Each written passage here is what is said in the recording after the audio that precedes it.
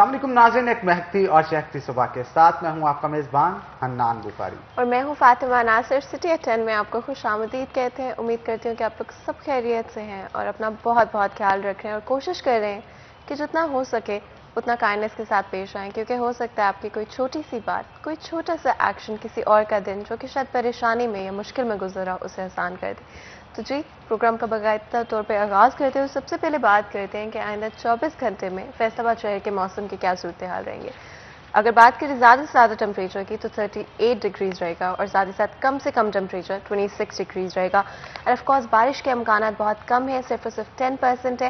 लेकिन आपको पता है कि फैसलाबाद का जो मौसम है बहुत ही अनप्रेडिक्टेबल है, तो कभी भी बदल जाता है। आप लोगों ने कोशिश करनी है अपने आप को हाइड्रेटेड रखें, हो सके तो डिटॉक्सिफाइंग ड्रिंक्स जिसमें ठंडे पानी की बोतल लेकर उसमें कोई भी फ्रूट्स या वेजीज ऐड कर लें और थोड़ा फ्लेवर और साथ साथ पानी जो है वो पूरा दिन एंजॉय करें। और ऑफ कोर्स सनस्क्रीन जो है लाजमी तौर पर इस्तेमाल करें। बिल्कुल, सनस्क्रीन गर्मियों में लाजमी तौर पर इस्तेमाल करना चाहिए, क्योंकि सूरज की शुआओं की वजह से आपकी स्किन जो है वो डैमेज होती है। उसको डैमेज होने से बचाने के लिए कोई ना कोई इकदाम जो है वो आपको करने चाहिए। तो रोज़ाना की बुनियाद पर जनाब, जैसा कि हम आपको कहते हैं, आपके अंदर कोई भी टैलेंट मौजूद है तो उस टैलेंट की 30 सेकंड की वीडियो बना के हमें व्हाट्सएप करें उस नंबर पर जो कि आपकी स्क्रीन के ऊपर दिया जाएगा। आपके अंदर एक्टिंग, सिंगिंग, स्केचिंग, होस्टिंग या इसके साथ साथ कोई भी टैलेंट मौजूद है तो उसे ज़ाया मत करें, बल्कि वीडियो बनाएं और वीडियो बना के हमें व्हाट्सएप कर दें उस नंबर पे जो कि आपकी स्क्रीन के ऊपर दिया जाएगा। आपकी बर्थडे सेलिब्रेशंस यानी खुशियों के अंदर भी जनाब शामिल हुआ जाएगा। उसके लिए भी आपको सेलिब्रेशन की केक कटिंग सेरेमनी की 30 सेकंड की वीडियो बना के हमें व्हाट्सएप करनी होगी उस नंबर पे जो कि आपकी स्क्रीन पे दिया जाएगा, ताकि हम अपने सिटी एट 10 मॉर्निंग शो के सेट से आपकी बर्थडे सेलिब्रेशन ऑन स्क्रीन दिखा के आपकी खुशियों में शामिल हों।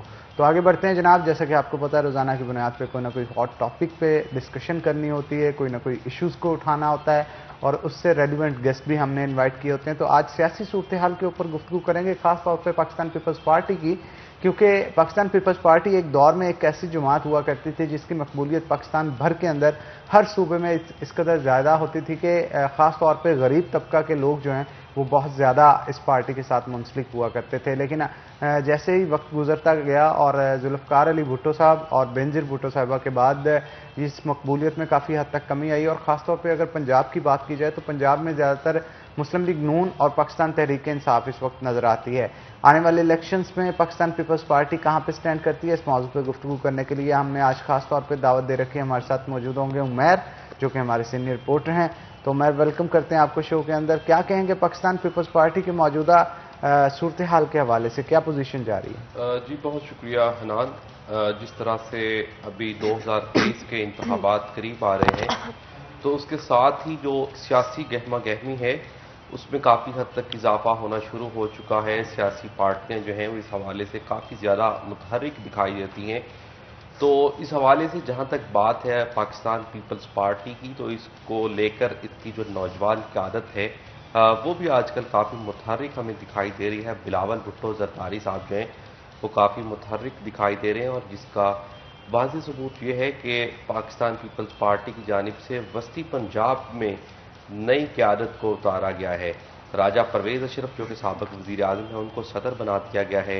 इसी तरह हमारे चिन्योट से ताल्लुक़ रखने वाले सैयद हसन मुर्तज़ा साहब जो कि फैसलाबाद डिवीज़न के वाहिद MPA हैं पाकिस्तान पीपल्स पार्टी के प्लेटफॉर्म से, उनको वस्ती पंजाब का जनरल सेक्रेटरी बना दिया गया है और हिदायत जारी की गई हैं कि जितना भी वस्ती पंजाब है उसमें पीपल्स पार्टी को ग्रास रूट लेवल तक मुतहर्रिक किया जाए। जहाँ जहाँ पे तंजीम साजी नहीं हो सकी है वहाँ पे तंजीम साजी मुकम्मल की जाए। और इसी तरह साबिक वफाकी वज़ीर हैं राना फारूक सईद साहब, ये पीपल्स पार्टी की क़यादत के भी काफ़ी करीब रहे हैं। वो चाहे बेनज़ीर भुट्टो हों या फिर आसिफ अली ज़रदारी साहब हों, तो इनके काफ़ी करीब रहे हैं। उनको भी ज़िम्मेदारियाँ सौंपी गई हैं कि वो फैसलाबाद डिवीज़न में पाकिस्तान पीपल्स पार्टी को मुतहर्रिक करें। तो इस हवाले से काफ़ी हद तक गहमा गहमी दिखाई दे रही है। और अगर हम ओवरऑल पंजाब की बात करें तो बिलखुसूस जनूबी पंजाब के अंदर जो है वो पीपल्स पार्टी में लोग जो है वो शामिल होना दोबारा शुरू हो चुके हैं। तकरीबन 10 से 12 के करीब ऐसे लोग हैं जो कि माजी में मेंबरान कौमी और सूबाई असम्बली रहे या मुख्तलिफ पार्टियों के टिकट होल्डर्स हैं, وہ پیپلز پارٹی میں گزشتہ دنوں میں شامل ہوئے ہیں، اور اسی طرح پیپلز پارٹی کی جو قیادت ہے اس کی جانب سے دعویٰ کیا جا رہا ہے کہ ابھی بھی بہت سارے لوگ جو ہیں جو کہ نون لیگ کے ہیں یا پھر تحریک انصاف کے اور اس وقت اقتدار میں موجود ہیں، وہ لوگ ان کے ساتھ رابطے میں ہیں کہ وہ بہت جلد پاکستان پیپلز پارٹی کے ساتھ رجوع کریں گے اور پیپلز پارٹی میں شمولیت کریں گے۔ یہ دعویٰ کیا جا رہا ہے پاکستان پیپلز پارٹی کی قیادت کی جانب سے۔ تو اس طرح اگر ہم مجموعی طور پہ صورتحال دیکھیں تو جس طرح سے پی ٹی آئی جو ہے اس نے اس بجٹ کے اندر کافی زیادہ ترقیاتی منصوبوں کے حوالے سے فنڈز رکھے ہیں، کیونکہ جب بھی الیکشن قریب جو ہی آتا جاتا ہے جو ترقیاتی منصوبوں کے فنڈز ہیں ان کو حکومتیں بڑھانا شروع کر دیتی ہیں، عوامی رابطہ مہم شروع کر دی جاتی ہے۔ پہلے 3 سال یا 3 بجٹ میں تو حکومت کی جانب سے ترقیاتی منصوبوں کے لیے کوئی اتنے زیادہ فنڈز نہیں رکھے گئے، لیکن اس بار ان میں تقریباً 200 سے 300 ارب روپے تک اضافہ کیا گیا ہے۔ تو اسی طرح مختلف جو بھی سیاسی پارٹیاں ہیں وہ کوشش کر رہی ہیں کہ وہ کس طریقے سے اپنی اپنی سیاست کو پروان چڑھائیں۔ اب زیادہ سے زیادہ لوگ جو ہیں وہ بڑی شخصیات ہیں یا پھر ووٹرز کی صورت میں وہ ان کی طرف اٹریکٹ ہونا شروع ہو جائے، تو اس حوالے سے ہمیں پاکستان پیپلز پارٹی بھی کافی حد تک متحرک دکھائی دیتی ہے۔ اسی طرح اگر ہم فیصل آباد کی بات کریں تو فیصل آباد میٹروپولیٹن کارپوریشن کے جو صدر ہیں وہ رانا نعیم دستگیر ہیں، اور ان کی کارکردگی جو ہے وہ بھی کافی اچھی ہے، اور گزشتہ 2 سے 3 سال سے سینٹرل پنجاب کی اگر ہم بات کریں تو وہ کارکردگی کے اعتبار سے ہمیشہ پاکستان پیپلز پارٹی فیصل آباد سٹی جو ہے وہ کارکردگی میں سینٹرل پنجاب میں سر فہرست رہی ہے، اور اس حوالے سے پیپلز پارٹی کی جو مرکزی قیادت بلاول بھٹو ہیں، فریال تالپر صاحبہ ہیں، یا پھر جو وسطی پنجاب کی سابقہ قیادت تھی جس میں قمر زمان قائرہ صاحب ہیں یا چوہری مندور صاحب ہیں، ان کی جانب سے کافی حد تک فیصل آباد کی کارکردگی کو سراہا جاتا رہا ہے، مبارکباد دی جاتی رہی ہیں، ان کو تعریفی سرٹیفکیٹس جو فیصل آباد سٹی کی قیادت ہے ان کو اس سے نوازا گیا ہے۔ لیکن ابھی جو آئندہ الیکشن ہے یہ پیپلز پارٹی کے لیے ایک بڑا امتحان ہوگا، کیونکہ اگر وہ 2023 کے انتخابات میں بھی اس طریقے سے سیٹیں جیتنے میں کامیاب نہیں ہو پاتی، عوامی مقبولیت اس طرح سے حاصل نہیں کر پاتی، یا پھر حکومت میں وہ کسی طریقے سے نہیں آ سکی، تو پھر پیپلز پارٹی کی ساکھ کو ایک بڑا نقصان پہنچے گا، جو کہ 2013 کے انتخابات کے بعد سے پہنچا تھا کہ پیپلز پارٹی محدود ہوگی۔ سندھ میں پیپلز پارٹی اپنی حکومت بنا سکی، اس کے بعد پنجاب یا دیگر صوبوں میں اس طریقے سے ان کو نمایاں کامیابی نہ مل سکی، نہ ہی وفاق میں پیپلز پارٹی اس قابل ہوئی کہ وہ اپنی حکومت بنا سکے۔ تو بلاول بھٹو زرداری جو کہ اس وقت چیئرمین ہے پاکستان پیپلز پارٹی کے، ان کے لیے یہ ایک کڑا امتحان ہے کہ وہ نوجوان قیادت ہیں، محترمہ بینظیر بھٹو کے وہ فرزند ہیں، تو انہوں نے پارٹی کی قیادت سنبھالی ہے، پارٹی کی کمان سنبھالی ہے، تو ان کے لیے یہ ایک ٹیسٹ کیس ہے کہ وہ کس طرح سے 2023 کے انتخابات میں اپنی پارٹی کو وہ نمایاں کامیابی دلواتے ہیں، جو کہ ماضی میں ان کی والدہ بینظیر بھٹو شہید یا ان کے نانا جو ذوالفقار علی بھٹو تھے انہوں نے پیپلز پارٹی کو باب عروج بخشا تھا۔ تو اس طریقے سے اس حوالے سے پیپلز پارٹی بھی کافی حد تک تگ و دو کر رہی ہے، مختلف جو سیاسی پارٹیوں کے ناراض ارکان ہیں، خواہ وہ ممبران صوبائی اسمبلی ہیں، قومی اسمبلی ہیں، بالخصوص جو تحریک انصاف کے یا اس کی اتحادی جماعتوں کے، اور جنوبی پنجاب پہ کافی زیادہ فوکس کیا جا رہا ہے کہ وہ لوگ پیپلز پارٹی کے ساتھ آ جائیں، اور ایسے بھی کچھ لوگ جنہوں نے پیپلز پارٹی چھوڑی تھی گزشتہ دنوں میں ذرائع کی جانب سے یہ بھی دعویٰ کیا جا رہا تھا کہ ان لوگوں کو بھی دوبارہ بلایا جا رہا ہے پیپلز پارٹی کی جانب سے کہ اپنے اصلی گھر کو واپس آ جائیں۔ تو یہ ساری کوششیں، یہ سارے اقدامات صرف اسی لیے ہو رہے ہیں کہ 2023 کا الیکشن جو ہے وہ آنے والا ہے، اس میں گو کہ ابھی پھر جو اپوزیشن جماعتیں ہیں وہ پی ڈی ایم کے پلیٹ فارم سے ایک بار پھر متحرک ہو گئی ہیں، اور ان کی جانب سے یہ دعویٰ کیا جا رہا ہے کہ عمران خان صاحب اور تحریک انصاف جو ہے وہ ملک کی قیادت اس طریقے سے سنبھال نہیں سکی ہیں، عوامی فلاح کے منصوبوں پہ کام نہیں کر سکی ہیں، یا عوام کو ریلیف فراہم کرنے میں ناکام ہو چکی ہیں۔ ملک میں مہنگائی جو ہے وہ زوروں پر ہے، جس نے عام آدمی کی زندگی جو ہے وہ مشکل کر دی ہے، دیگر مسائل بھی اس طریقے سے ہیں۔ تو اس سارے حوالے سے اپوزیشن کی جانب سے پی ڈی ایم کے پلیٹ فارم سے ایک بار پھر کہا جا رہا ہے کہ قبل از وقت انتخابات کروائے جائیں، لیکن ابھی آپ دیکھیں کہ ابھی اپوزیشن جماعتوں کی جانب سے اس قسم کی کوئی بڑی تحریک نہیں چلائی جا سکی ہے جس سے یہ واضح ہو سکے کہ آیا کہ انتخابات جو ہیں وہ قبل از وقت ہوں گے یا اپنے مقررہ مدت پر ہی ہوں گے؟ وہ کہ حکومت کی جانب سے تو دعویٰ یہ کیا جا رہا ہے کہ وہ 2023 تک اپنی مقررہ مدت پوری کرے گی، 5 سال پورے کیے جائیں گے، لیکن ابھی ایک بار پھر شہباز شریف صاحب متحرک ہوئے ہیں تو ان کی جانب سے کہا جا رہا ہے کہ حکومت جو ہے وہ مستعفی ہو۔ آنے والے دنوں میں اگر پی ڈی ایم کی تحریک زور پکڑتی ہے، عوامی دباؤ آتا ہے، تو پھر شاید حکومت کو سوچنا پڑے قبل از انتخابات کے حوالے سے، مگر ابھی فی الحال ایسی کوئی صورتحال ملک میں موجودہ سیاسی صورتحال ایسی نہیں ہے کہ حکومت قبل از وقت انتخابات کروانے کے لیے تیار ہو جائے۔ تو پیپلز پارٹی اس سارے سینیریو میں اس وقت ایک اہم جماعت ہے۔ ماضی میں چاروں صوبوں کے اندر، اور اس کو یہ کہا جاتا تھا کہ یہ وفاق کی علامت ہے اور چاروں صوبوں کی زنجیر ہے، مگر اس وقت جو موجودہ حکومتی اراکین ہیں وہ یہ کہتے دکھائی دیتے ہیں کہ جو نون لیگ اور پیپلز پارٹی ہے وہ محدود ہو کر ایک ریجنل جماعتیں یا علاقائی جماعتیں بن چکی ہیں۔ تو یہ ساری صورتحال ہے کہ ایسی صورتحال میں پیپلز پارٹی کے جتنے بھی قائدین ہیں، ان کی مرکزی قیادت ہے، ان کے مقامی قائدین ہیں یا ان کے ٹکٹ ہولڈرز ہیں، تو ان سب کے لیے ایک ٹیسٹ کیس ہوگا کہ کس طریقے سے وہ اپنے آپ کو عوام میں مقبول کروانے میں کامیاب ہوتے ہیں اور 2023 کے انتخابات میں ان کی کارکردگی کیسی ہوتی ہے۔ بالکل عمیر، اور اگر ہم بات کریں کسی بھی آف کورس ڈیموکریٹک کوئی اگر کنٹری ہے جو تو وہاں پہ مدت پوری کرنے کا تو موقع دینا چاہیے۔ اس کے علاوہ اگر بات کریں تو اسٹریٹجی کے حوالے سے، اسپیشلی کمپین اسٹریٹجی، جہاں پر اب دوبارہ سے ایک دفعہ جو نوجوان نسل ہے پاکستان کی، یا فیصل آباد کے حوالے سے اگر ہم بات کریں، ڈفرنٹ طرح کے جو انڈسٹریز ہیں یا کمیونٹیز ہیں، ڈفرنٹ طرح کے لوگوں کو ایک بار پھر جو ہے پی اپنی طرف کس طرح سے پلان کر رہی ہے کہ واپس لے کر آئے گی؟ دیکھیں، اپوزیشن جماعتوں کے پاس حکومت کی کمزوریوں سے فائدہ اٹھانے کا بہترین موقع ہوتا ہے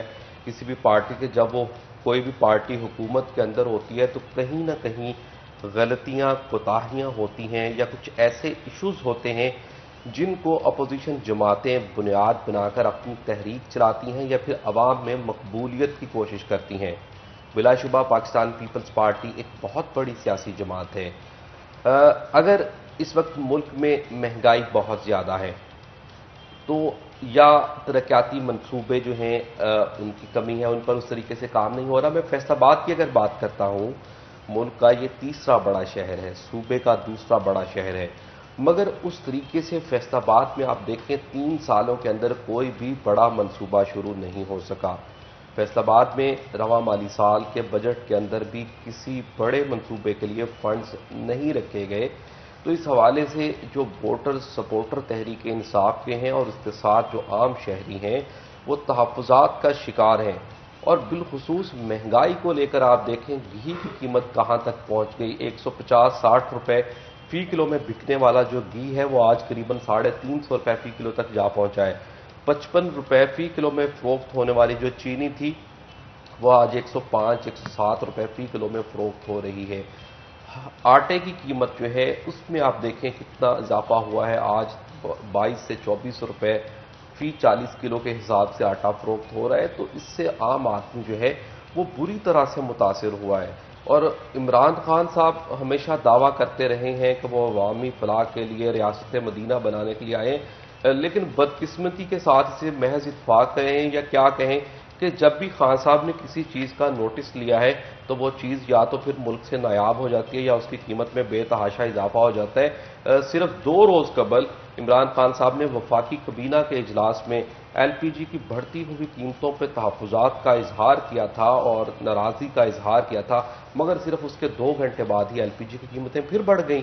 کہ خان صاحب جس چیز کا بھی نوٹس لیتے ہیں اس چیز کی قیمتیں بڑھنا شروع ہو جاتی ہیں۔ تو ابھی تو عوام نے خان صاحب سے مطالبہ کرنا شروع کر دیا کہ خدا را عوام کے حال پہ رحم کریں۔ تو یہ بہترین اپرچونٹی ہے نہ صرف پیپلز پارٹی کے لیے بلکہ ان تمام سیاسی جماعتوں کے لیے کہ وہ اپنے آپ کو کیچ کروائیں، عوامی مقبولیت حاصل کریں، عوام کے لیے یا عوامی مسائل کے لیے باہر نکلیں، مکمل تحریک چلائیں، حکومت پر دباؤ ڈالیں۔ بالخصوص یہ جو بجلی کی بڑھتی ہوئی قیمتیں، گیس کی بڑھتی ہوئی قیمتیں ہیں، اشیاء فوٹو نوش کیا ہے۔ اپوزیشن اپنا کردار بھرپور طریقے سے ادا کر رہی ہے؟ مجھے نہیں لگتا کہ اس وقت اپوزیشن اپنا کردار بھرپور طریقے سے ادا کر رہی ہے.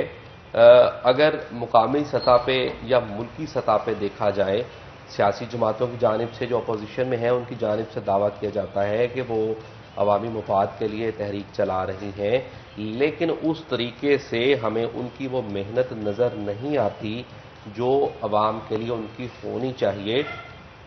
صرف اگر ہم بات کریں تو ایک پی ڈی ایم کی سطح پہ تحریک چل رہی ہے، مگر اس میں بھی جو پی ڈی ایم کی اپوزیشن جماعتیں تھیں ان میں آپسی اختلافات سامنے آ گئے. پاکستان پیپلز پارٹی گزشتہ دنوں میں پی ڈی ایم سے ایک سائیڈ لائن پہ ہوگی. نون لیگ کی جانب سے مولانا فضل الرحمان صاحب کی جانب سے بھی پیپلز پارٹی کو تنقید کا نشانہ بنایا جاتا رہا اور بنایا جا رہا ہے کہ پی ڈی ایم کی پیٹھ میں جو چھرا ہے وہ پیپلز پارٹی کی جانب سے بھونپا گیا ہے.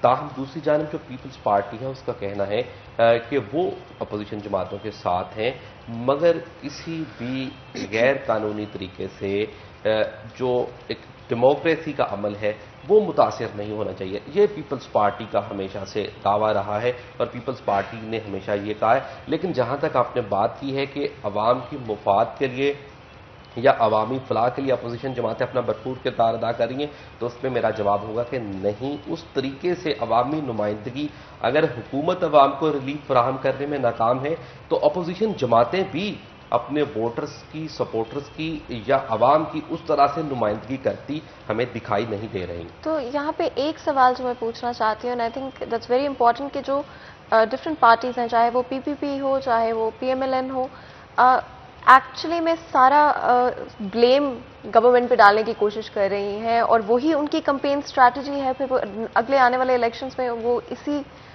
پر ایک طرح سے اپنا فائدہ لے رہے ہیں کہ گورنمنٹ کی طرف سے جو بھی غلطیاں کی جا رہی ہیں. دیکھیں، جو سیاسی جماعتیں ہیں یا حکومت کا قیام ہی ریاست کے امور کو چلانا ہوتا ہے. کوئی بھی سیاسی جماعت اقتدار میں صرف اس لیے آتی ہے کہ وہ ملک کے، ریاست کے امور کو اچھے طریقے سے چلا سکے اور اسلامی جمہوریہ پاکستان کے قانون کے مطابق عوامی فلاح جو ہے یا عوامی بہتری جو ہے وہ سب سے سر فہرست ہے. تو اس کے لیے کوئی بھی حکومت، چاہے وہ کسی بھی سیاسی جماعت کی ہے، پیپلز پارٹی کی ہے، تحریک انصاف ہے یا نون لیگ ہے، تو ان کی سب سے پہلی ذمہ داری ہے کہ وہ ملک کے اندر اگر کوئی بھی منصوبہ کریں گے، ملک کی داخلہ پالیسی، ملک کی خارجہ پالیسی، دفاعی پالیسی، ہر پالیسی میں سب سے پہلے صرف اور صرف عوام کو مد نظر رکھا جائے گا.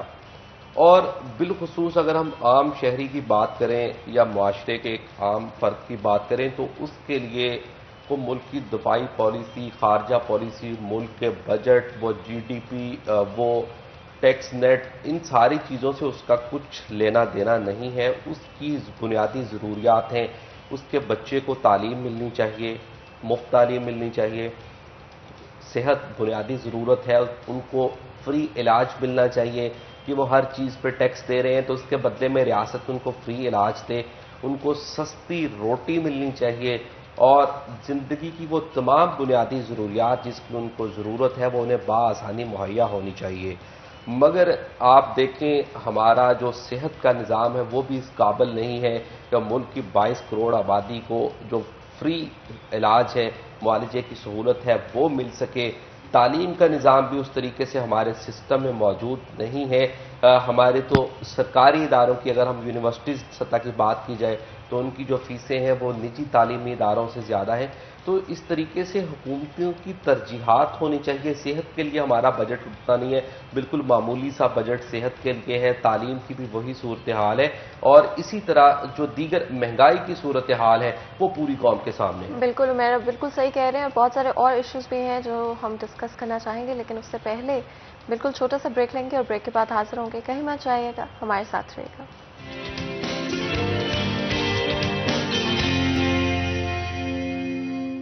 ویلکم بیک ناظرین. بریک کے بعد خوش آمدید. بریک کے بعد ہمیں جوائن کیا ہے بہت ہی اہم گیسٹ نے، صدر ہیں پاکستان پیپلز پارٹی فیصل آباد کے رانا نعیم دستگیر. تو آپ کو ویلکم کرتے ہیں جناب شو کے اندر. رانا صاحب کیا کہیں گے؟ پاکستان پیپلز پارٹی کے حوالے سے گفتگو ہو رہی تھی بریک سے پہلے اور اب نئی قیادت عمیر بتا رہے تھے کہ جنہوں نے کمان سنبھالی ہے فیصل آباد کے حوالے سے بھی اور پنجاب کے حوالے سے بھی. تو کیا کہیں گے, کیا نئی چینجز ہیں جو کہ آپ کو نظر آ رہی ہیں آنے والے وقت میں؟ بسم اللہ الرحمن الرحیم. موجودہ سینٹرل پنجاب کی جو نئی قیادت ہے یہ پاکستان پیپلز پارٹی کے درینہ ساتھی تجربہ کار لوگ ہیں جو انتظامی اور پارلیمانی تجربہ رکھتے ہیں.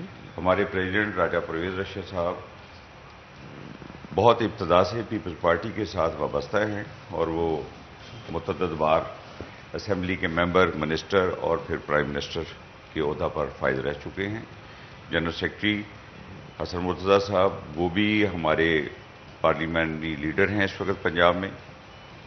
تیسرے جو ہیں وہ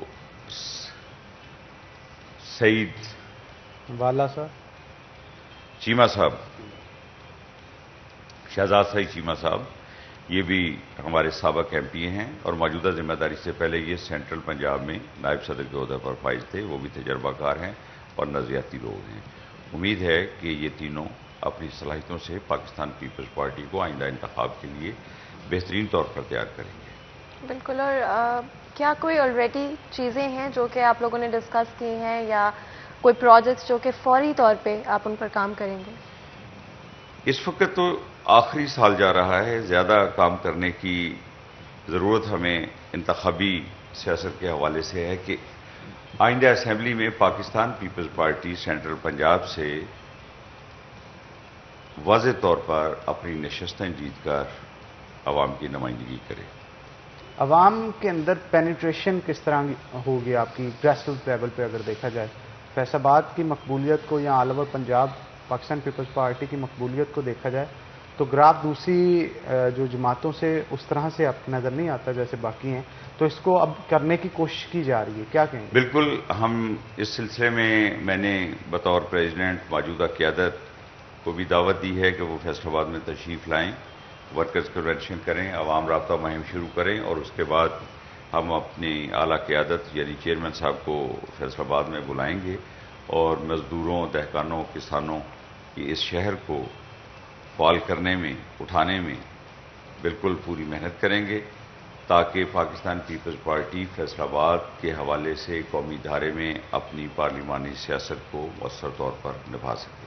بالکل. اور اگر ہم بات کریں اسپیشلی نوجوان نسل کی تو آئی تھنک سوشل میڈیا یا انٹرنیٹ کے تھرو, یہ بڑی ٹیکنالوجی کے تھرو ایک کمپین جو ہے کی گئی ہے ان دا پاسٹ ڈفرینٹ پارٹیز کی طرف سے. کیا آپ لوگوں کی بھی کوئی اس طرح کی اسٹریٹجی ہے نوجوان نسل کو کس طرح دوبارہ سے ایک دفعہ کیپچر کیا؟ نوجوان نسل کے ساتھ بہت سالوں سے, چند سالوں سے ان کو سبز باغ دکھائے جا رہے تھے. نوجوان چونکہ تجربہ کار نہیں ہوتے, وہ موجودہ جو ہے یہ بانمتی کا کنبہ حکومت, اس میں اس کے وہ سہانے خوابوں میں ٹریپ ہوئے. انہوں نے نہ صرف خود اس طرف رجوع کیا بلکہ اپنے گھر والوں کو بھی فورس کیا کہ پتہ نہیں کیا ہو جائے گا. آج وہ نوجوان نہ صرف شرمندہ ہیں بلکہ منہ چھپاتے پھر رہے ہیں. تاریخ کا بدترین دھوکہ اس ملک کی یوتھ کے ساتھ ہوا ہے. وہ نوکریاں, وہ گھر, وہ بے روزگاری, وہ پتہ نہیں کیا کیا وہ باتیں تھیں, ان کو ورگلایا گیا. اور اس وقت یوتھ جس طرح بفری ہوئی ہے, یہ بالکل اس حکومت کا تایا پاچا کرنے میں آئندہ الیکشن میں یوتھ کلیدی کردار ادا کرے گی. اور پاکستان پیپلز پارٹی کی جو نوجوان قیادت ہے بالکل وہ نوجوانوں کو اٹریکٹ کرے گی. ہم نوجوانوں کے لیے روزگار کے قابل عمل منصوبے شروع کریں گے اور ان کو مناسب تعداد میں روزگار فراہم بھی کرے گی پاکستان پیپلز پارٹی اقتدار میں آ کر, اور ان کی عزت نفس کو بھی بحال کرے گی. بالکل.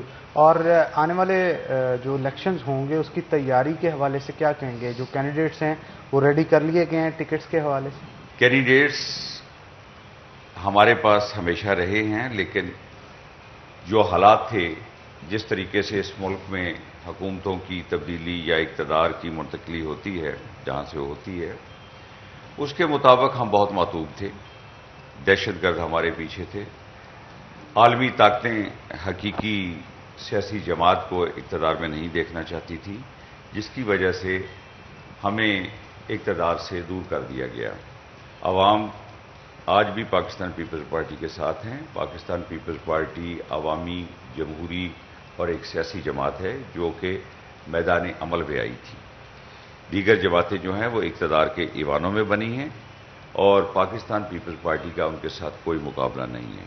मुश्किलात और मुसीबतें ज़रूर हैं हमारे लिए, लेकिन हम मुसम्मम इरादे के साथ चलते रहेंगे और आवाम को उनका हक़ हुक्मरानी और उनकी सहूलियत के लिए अपना पूरा किरदार अदा करेंगे।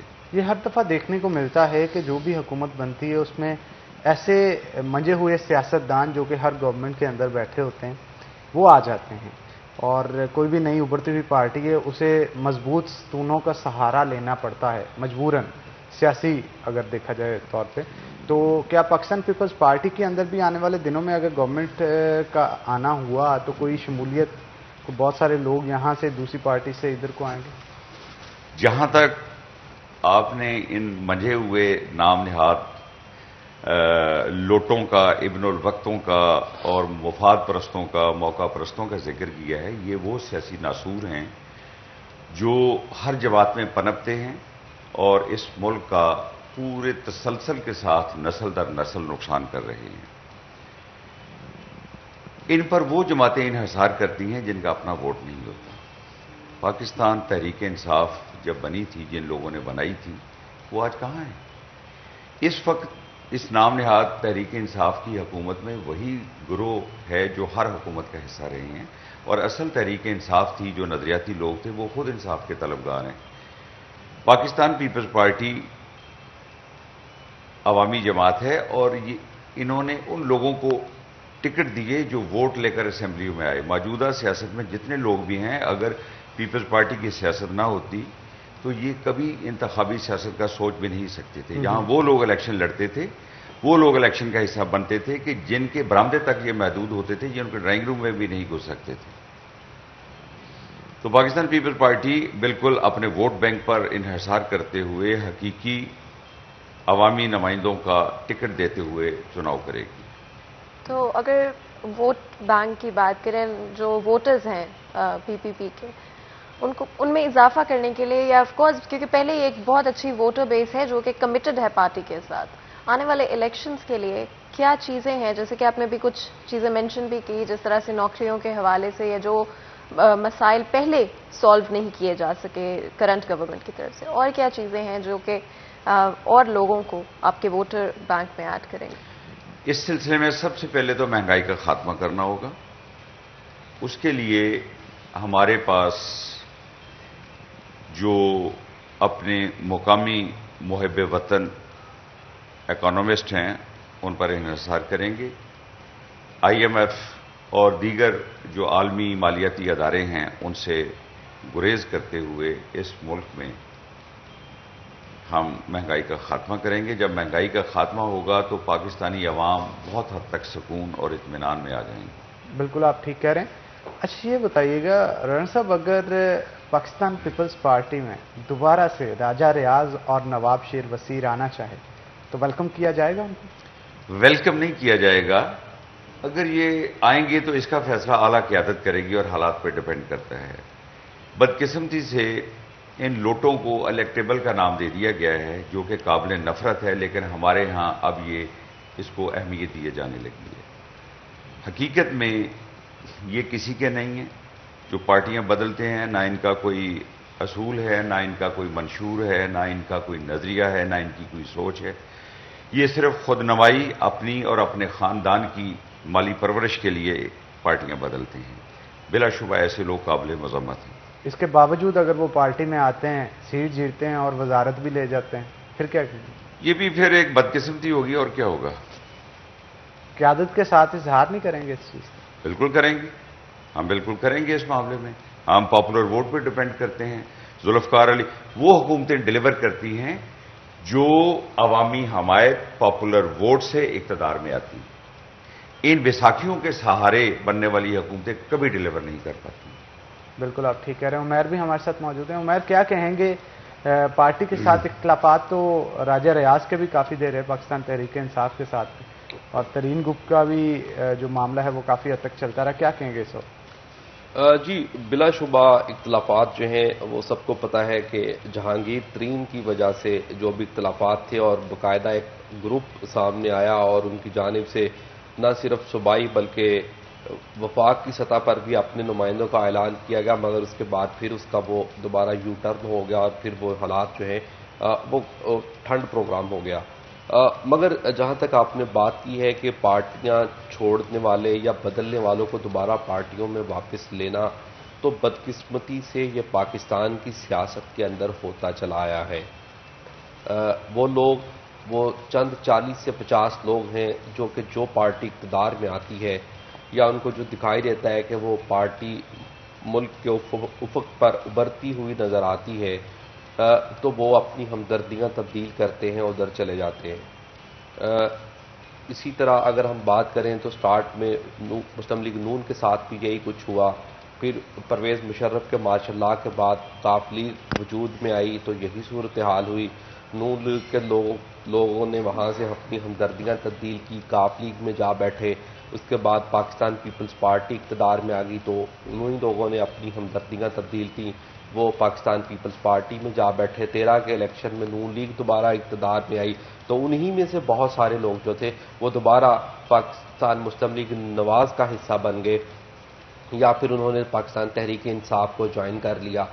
इसी तरह तहरीक इंसाफ 2018 के इलेक्शन में बरसर इक़्तिदार आई तो मुख्तलिफ पार्टियों से वही जो विनिंग हॉर्सेज हैं उन्होंने अपनी अपनी जमातें छोड़ी, अपनी हमदर्दियाँ तब्दील की तो तहरीक इंसाफ का हिस्सा बन गए। जिस तरह राना साहब ने बात की कि नज़रियाती लोग जो हैं वो सियासी जमातों में उनकी कमी हमारी जमातों में दिन ब दिन होती चली जा रही है।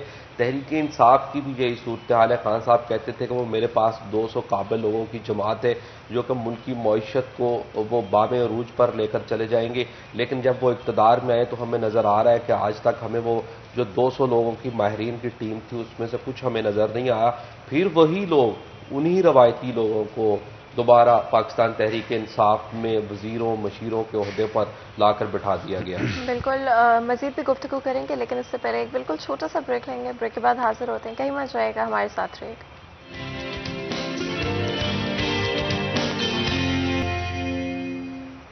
Welcome back. सिटी एट 10 में एक दफ़ा फिर आपको खुशामदीद कहते हैं। आज हम लोग ऑफ कोर्स पॉलिटिक्स के हवाले से बात करें, लेकिन स्पेसिफिकली फोकस जो है वो पीपल्स पार्टी के ऊपर रखा जा रहा है। तो राना नईम हमारे साथ मौजूद हैं। ऑफ कोर्स अभी जब उमैर बात कर रहे थे तो मुझे लगा एक बड़ा इंपॉर्टेंट पॉइंट आपने मेंशन किया जो कि विजनरीज के हवाले से था और नए लोगों के हवाले से था।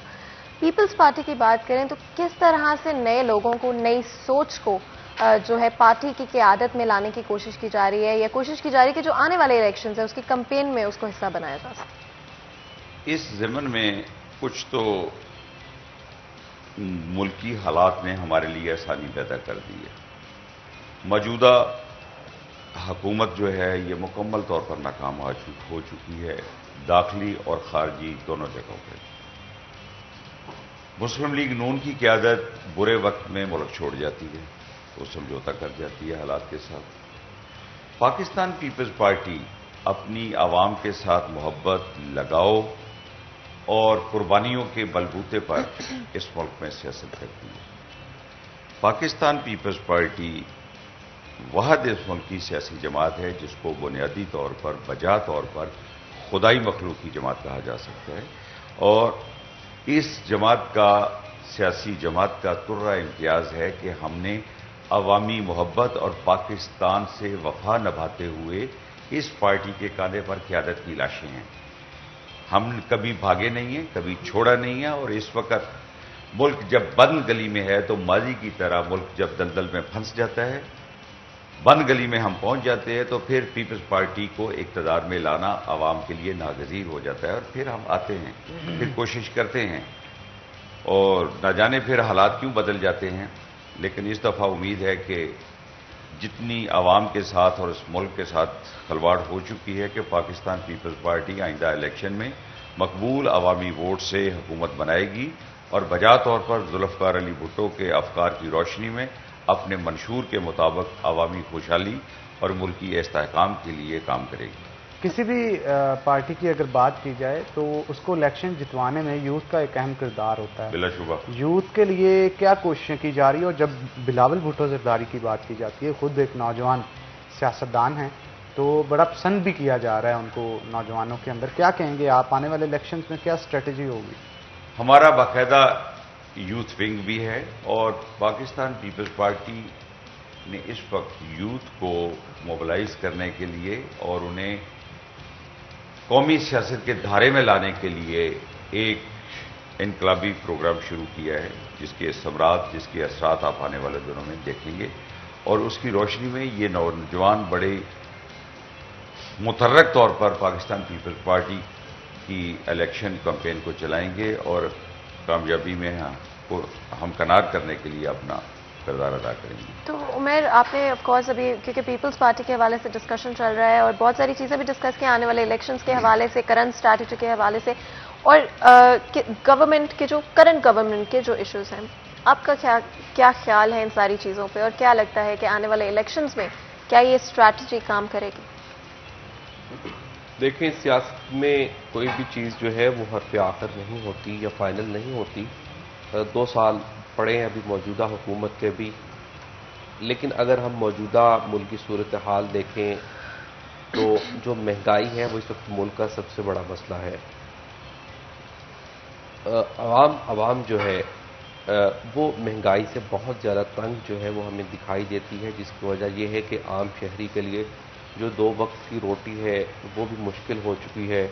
کسی بھی شہری کے لیے جو علاج ہے وہ بڑا مہنگا ہے، تعلیم بہت مہنگی ہے، اور یہ چیزیں تو بات کی بات ہے۔ جب ایک عام آدمی کے گھر کا چولہا نہیں جلے گا تو وہ اپنی زندگی کی آسائشیں یا دوسری ضروریات جو ہیں ان کی طرف تو اس کا دھیان ہی نہیں جائے گا۔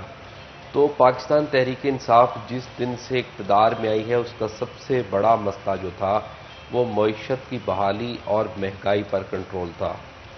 لیکن اگر ہم مہنگائی پر کنٹرول کے حوالے سے دیکھیں، جو کہ ایک سب سے بڑا اس وقت عوامی مسئلہ ہے، تو تحریک انصاف اس پر قابو پانے میں ناکام دکھائی دی ہے۔ اور جس طرح میں نے 1-2 پہلے مثالیں دی ہیں کہ وزیر اعظم صاحب نے بھی نوٹس لیے ہیں، مگر اس کے باوجود اس ملک میں مافیا جو ہے وہ اتنا مضبوط ہو چکا ہے کہ جس چیز پر نوٹس لیا جاتا ہے وہ یا تو اس ملک سے غائب ہو جاتی ہے یا پھر اس کی قیمت ہی اتنی زیادہ ہو جاتی ہے کہ اس نوٹس کا جو اثر ہے وہ بے سود ہو جاتا ہے، اور ریاست کا سربراہ جو ہے وہ بھی ان مافیا کے سامنے فی الوقت بے بس نظر آتا ہے۔ وہ خواہ چینی کا معاملہ ہو، وہ پیٹرول کا معاملہ ہو، وہ آٹے کا معاملہ ہو، وہ ادویات کا معاملہ ہو، ہر محاذ پر پاکستان تحریک انصاف جو ہے وہ قیمتوں کو قابو کرنے میں ناکام دکھائی دی ہے۔ جان بچانے والی ادویات کی جو قیمتیں ہیں وہ 3 سالوں کے دوران 1 درجن سے زائد بار بڑھ چکی ہیں۔ تو عام شہری جس کے لیے جان بچانے والی ادویات خریدنا مشکل نہیں، وہ بہت پریشانی کا شکار ہے۔ عوام اس وقت بہت پریشان ہے۔ گو کہ وہ جو وزراء مشیروں کی فوج ہے وہ یہی راگ الاپتے ہمیں دکھائی دیتے ہیں میڈیا پر یا اپنے قائد کو کہ اس وقت جو ملک میں دودھ اور شہد کی نہریں بہا دی گئی ہیں، اس وقت ملک میں جو معیشت ہے وہ سٹینڈ کر چکی ہے، مگر حقائق جو ہے وہ اس کے برعکس ہیں، کیونکہ عام اگر معیشت سٹینڈ کر بھی چکی ہے تو عام آدمی تک اس کے ثمرات جو ہے وہ نہیں پہنچ سکتے۔ اگر واقعی میں اکانومی ہماری سٹینڈ کر چکی ہے تو پھر ہمیں غیر ملکی قرضے لینے کی کیا ضرورت ہے؟ آپ دیکھیں کہ پچھلے ہفتے میں $3.25 ارب جو ہے وہ IMF سے پھر حکومت کی جانب سے سود لیا گیا۔ وہ حکومت جو اور وہ وزیر اعظم جو کہتے تھے خودکشی کر لوں گا، IMF کے پاس نہیں جاؤں گا، وہی بار بار قرضے لے رہے ہیں۔ ورلڈ بینک سے قرضے لیے جا رہے ہیں، IMF سے قرضے لیے جا رہے ہیں، مقامی بینکوں سے قرضے لیے جا رہے ہیں۔ یہی صورتحال رہی تو ہر شخص جو بھی اس ملک کا وزیر اعظم بنے گا پہلے سبز باغ دکھائے گا، بعد میں یہ صورتحال ہو جاتی ہے، تو پھر ملک کو سنوارے گا کون؟ دیکھیں، بدقسمتی کے ساتھ اس قوم کا یہ ساتھ مس ہے، بار بار ہو رہا ہے۔ میاں محمد شہباز شریف صاحب کی جانب سے بڑے بڑے دعوے کیے گئے کہ آصف علی زرداری کو سڑکوں پہ گھسیٹوں گا، پیٹ پھاڑ کے پیسہ نکالوں گا۔ جب اقتدار پہ آئے سوال کیا گیا تو کہا گیا وہ تو سیاسی تقریر تھی یا صرف جوش خطابت میں اس طرح کی باتیں کر دی گئیں۔ اسی طرح جو موجودہ حکومت ہے ان کی جانب سے بھی غریبوں کو 50 لاکھ گھر، 1 کروڑ نوکریاں دینے کا اعلان کیا گیا، مگر کہاں ہیں وہ ساری چیزیں؟ کہیں بھی نہیں ہے۔ تو بہرحال اس ملک میں حقیقی نمائندہ، عوام کی نمائندہ حکومت وہی ہوگی جو عوامی مسائل کو حل کرے گی۔ پاکستان پیپلز پارٹی برسر اقتدار رہی ہے، سندھ میں بھی اس وقت برسر اقتدار ہے، لیکن اس طریقے سے پیپلز پارٹی بھی عوامی مسائل کا حل کرنے میں کامیاب نہیں ہوئی جس طرح ایک عوامی نمائندہ جماعت کو کرنے چاہیے. تو بے نظیر انکم سپورٹ جس طرح ایک پروگرام ہے، and of course current government کی طرف سے بھی ڈفرینٹ ہیلتھ کارڈ، کسان کارڈ اور اس طرح کی اسکیمز جو ہیں وہ لازمی طور پہ چلائی گئی ہیں. آنے والے وقت میں کس طرح کیا اس طرح کے اور پروجیکٹس بھی ہمیں پی پی پی کی طرف سے دیکھنے کو ملیں گے؟ جو عمیر صاحب نے ایک بات کی ہے، تھوڑا سا پیچھے جا کے کہوں گا، مافیاز کا ذکر ہو رہا تھا. مافیاز کے ہاتھوں موجودہ حکومت بے بس نہیں ہے. حقیقت یہ ہے کہ موجودہ حکومت ہی مافیاز پر مشتمل ہے. یہ چینی کی واردات، آٹے کی، میڈیسن کی، ڈالر کی جنہوں نے وارداتیں کی ہیں وہ حکومت کا حصہ ہے، اور حکومتی طاقت کے ذریعے انہوں نے یہ سب کچھ کیا ہے بدقسمتی سے. بے نظیر انکم سپورٹ پروگرام جو تھا یہ ایکٹ آف پارلیمنٹ کے ذریعے بنا تھا، اس کو ختم نہیں کیا جا سکتا. موجودہ یہ احساس پروگرام یا جتنے نام بدل کا یہ اسی کا ہے، یہ اسی کا تسلسل ہے. اس کو نہ یہ ختم کر سکتے ہیں. وہ عالمی طور پر ایک مسلمہ جو ہے غربت مٹانے کے لیے یا عام آدمی کو اس کے لیونگ ایکسپینسز میں سپورٹ کرنے کے لیے وہ پروجیکٹ تھا جو کہ بہت اچھا ہے اور چل رہا ہے. وہ وہی چل رہا ہے. اقتدار میں آ کر ہم اسی کو بڑھائیں گے بھی اور اسی کا والیوم آف کیا کہتے ہیں بجٹ بڑھا دیں گے اور اس طرح کے سپورٹنگ پروگرام دیگر بھی شروع کریں گے. بالکل آپ ٹھیک کہہ رہے ہیں. بہت شکریہ آپ دونوں کا آج کے شو میں آنے کے لیے. اسی کے ساتھ ناظرین ایک چھوٹا سا بریک لیں گے. بریک کے بعد دوبارہ حاضر ہوتے ہیں. کہیں مت جائیے گا، ہمارے ساتھ رہیے.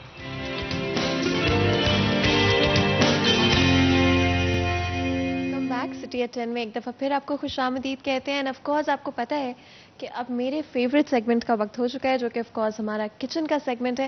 حنان اس ٹائم آ کر نا دل کر رہا ہوتا ہے کہ کوئی مزیدار سی چیز جو ہے ایٹ لیسٹ بننا تو شروع ہو گئی تاکہ لنچ ٹائم تک تیار ہو جائے. تو آج ریسیپی بنائی جائے گی وہ بھی آپ لنچ ٹائم میں تیار کر سکتے ہیں کیونکہ ایزی بھی ہوگی اور کوئک بھی ہوگی. تو حنان ویٹ نہیں کرتے ہیں، جلدی سے کچن کی طرف چلتے ہیں اور جا کر ہماری جو کہ of course favourite chef Kinza ہے، اور ہماری آڈینس کی بھی آپ کنزا فیوریٹ ہو گئی ہوں، کیونکہ مجھے لگتا ہے جو بندہ کھانا جو اچھا بناتا ہے نا وہ ویسے ہی لوگوں کے دل بہت جلدی جیت لیتا ہے. کیسی ہیں آپ؟ اور السلام علیکم.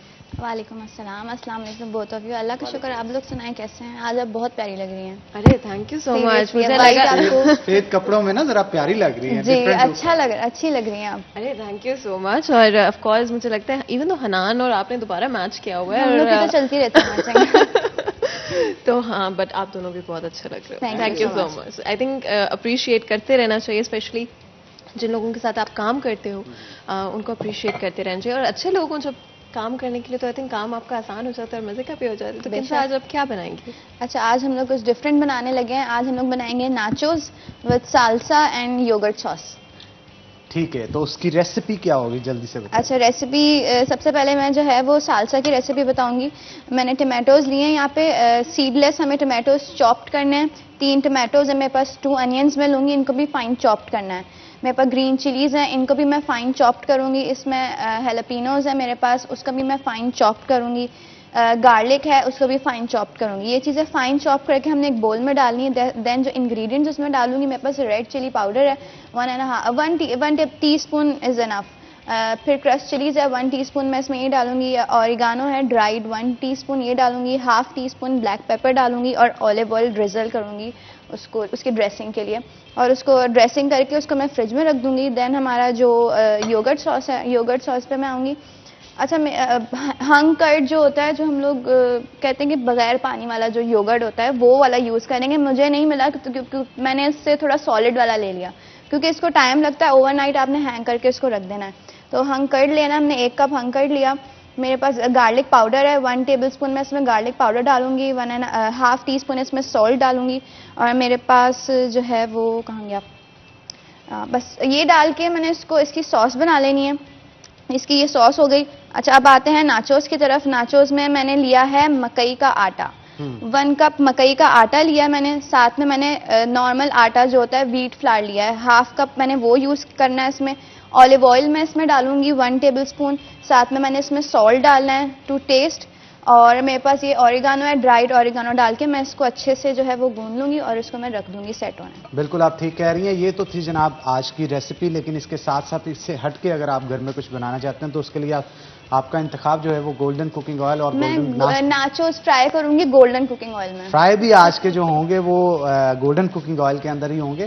گولڈن کوکنگ آئل بنانے والوں کا یہ کہنا ہے کہ اسے افزانِ صحت کے اصولوں کے عین مطابق قدرتی اجزاء کے ساتھ ڈبل آٹومیٹک پلانٹ کے اوپر تیار کیا جاتا ہے، جس کا مقصد یہ ہوتا ہے کہ کھانوں کی لذت کو چار چاند لگائے جائیں. یہی نہیں، اس کے اندر وٹامنس کا بلینڈ بھی موجود ہے، جس میں وٹامن اے، وٹامن ڈی اور وٹامن ای بھی موجود ہے. اگر آپ چاہتے ہیں کہ آپ کے کھانوں کی لذت کو چار چاند لگے لیکن اس کے ساتھ ساتھ آپ کی صحت پہ بھی مثبت اثرات پڑیں، تو بازار میں جاتے سب سے پہلے آپ کا انتخاب ہونا چاہیے گولڈن کوکنگ آئل اور گولڈن ویجیٹیبل گھی، کیونکہ یہ آپ کی صحت کا بھی ضامن ہے اور آپ کے ذائقے کا بھی. تو فاطمہ، آج بہت ڈفرینٹ سنیکس جو ہے وہ تیار ہو رہے ہیں، اور میرا خیال جب موویز خاص طور پہ دیکھتے ہیں تب یہ چیزیں بہت امپورٹنٹ ہوتی ہے. تو جتنی دیر میں بنتا ہے اتنی دیر میں ایک بریک لیں گے، بریک کے بعد دوبارہ حاضر ہوتے ہیں. کہیں مت جائیے گا، ہمارے ساتھ رہیے گا.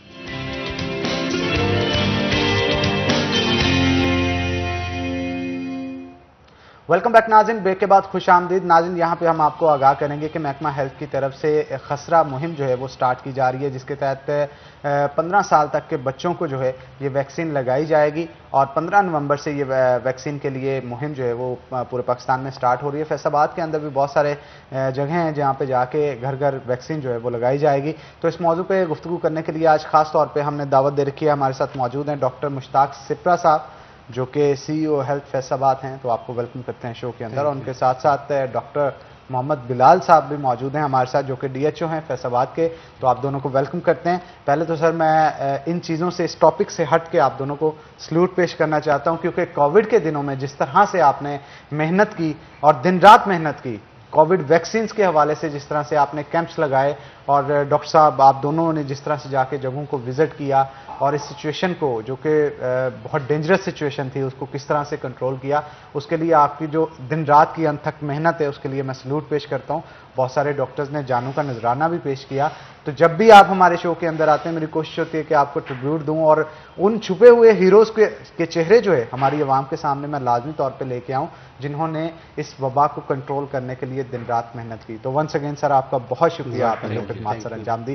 تو پہلے چلتے ہیں ڈاکٹر مشتاق سپرا صاحب کی طرف اور ان سے گفتگو کا آغاز کرتے ہیں. سر، ویکسین کے حوالے سے بتائیے گا کہ 15 نومبر سے سٹارٹ ہو رہی ہیں، کتنے بچوں کو لگائی جائے گی؟ دیکھیں، فیصل آباد میں اگر میں جس کو ہم M R catch up campaign کہیں گے، 15 نومبر سے سٹارٹ ہوگی، اور اس کی ہم نے ایک کمپریہنسو پلاننگ سٹارٹ کر دی ہے، جس میں ہماری ٹریننگ فیز جو ہے وہ سٹارٹ ہو چکی ہے. سارے لیولز پہ ٹیمیں اور اس میں جو اسکل پرسن ہیں، انجیکٹرز ہیں اور سوشل موبلائزرز ہیں، وہ آئیڈینٹیفائی کر لیے، جس میں ہمارے کوئی 400 سے زیادہ اسٹیٹک سینٹرز ہوں گے جہاں پہ ویکسینیشن ہوگی. اس کے علاوہ تقریباً 2100-2200 کے قریب ٹیمیں ہیں جو آؤٹ ریچ جا کے لوگوں کے گھروں تک جا کے وہاں پہ کٹ اسٹیشن اسٹیبلش کر کے وہ جو ٹارگٹ پاپولیشن ہے 9 ماہ سے لے کے 15 سال کی عمر تک کے جتنے بچے ہیں ان کو ویکسینیٹ کریں گے. تو اگر ہم اوور آل بات کریں میزلس کے حوالے سے، تو اگر پیرنٹس کو تھوڑا آئیڈیا دینا چاہیں کہ کتنا خطرناک ہو سکتا ہے، بیکاز آئی تھنک بہت سارے لوگ ابھی بھی سمجھتے ہیں یا اویئرنیس نہیں ہے. آئی سپوز تو میں چاہوں گی اگر آپ تھوڑی سی اویئرنیس کے حوالے سے بتا سکیں. بالکل جی، اس وقت جو دنیا میں سب سے زیادہ کنٹیجیس ڈیزیز ہے وہ میزلس ہے. ایک بچے کو اگر میزل ہوتا ہے تو وہ آگے 16 بچوں کو ٹرانسفر کر سکتا ہے. یعنی یہ سب سے زیادہ پرسنٹیج ہے دنیا کی تمام بیماریوں میں اس وقت کہ اگر کسی کو یہ بیماری ہو تو جو آگے سپریڈ ہوتا ہے اس کا سب سے زیادہ 16 تک کا اس کا سپریڈ ہے. ایون کووڈ کا سپریڈ بھی جو ہے وہ 9-10 کے اوپر ہے، اور یہ اس سے بھی زیادہ ہے.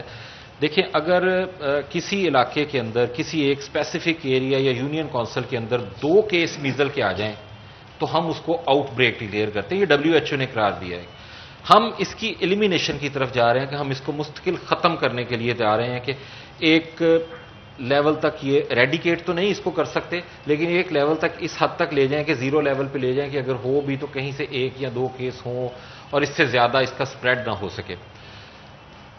3 علامتیں جو ہیں وہ اس کی بڑی اسپیسیفک ہیں. میں تھوڑا سا میزلس کے بارے میں بتانا چاہوں گا تاکہ جو والدین ہیں انہیں پتا ہو.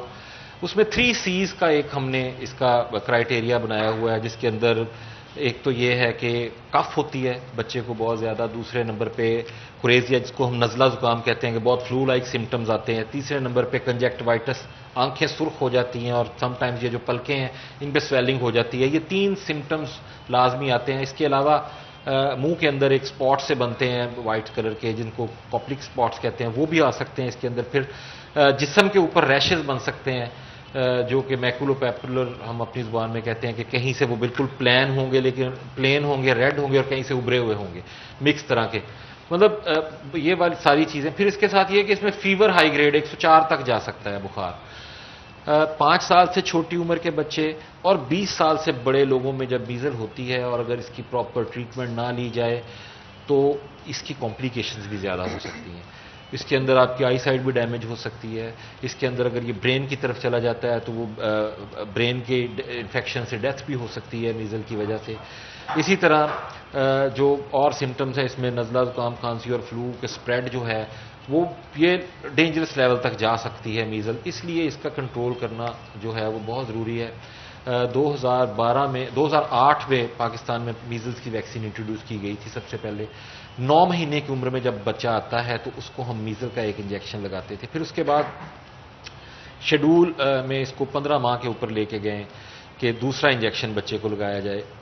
اب جب یہ ہم کمپین کرنے جا رہے ہیں تو بیسیکلی ایک نئی ویکسین انٹروڈیوس کرنے جا رہے ہیں. اس ویکسین میں پہلے ہم صرف میزل لگاتے تھے، اب میزلز کے ساتھ روبیلا ایک اور وائرس ہے جس کی ویکسین نارملی ساری دنیا میں MMR کے نام سے چل رہی تھی کہ جس میں میزل ممپس اور روبیلا مکس ویکسین تھی 3 ڈوزز کی جو کہ 15 ماہ کی عمر کے اندر بچوں کو لگائی جاتی تھی.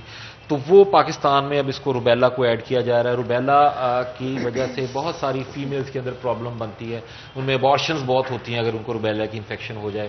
تو اس لیے روبیلا بھی اتنی امپورٹنٹ ہے جتنی میزلز ہے. اور یہ ویکسین جب ہم لانچ کرنے جا رہے ہیں بیسیکلی اس کو پورے پاکستان میں یہ 15 نومبر سے سٹارٹ ہوگی. تو پھر جو ویکسینز بچوں کو دے رہے ہیں ان کی تعداد 12 ہو جائے گی. پہلے 11 بیماریوں کے خلاف دے رہے ہیں، اب یہ 12ویں بیچ میں ایڈ ہو جائے گی روبیلا کی. تو اس حساب سے یہ کمپین بڑی امپورٹنٹ ہے.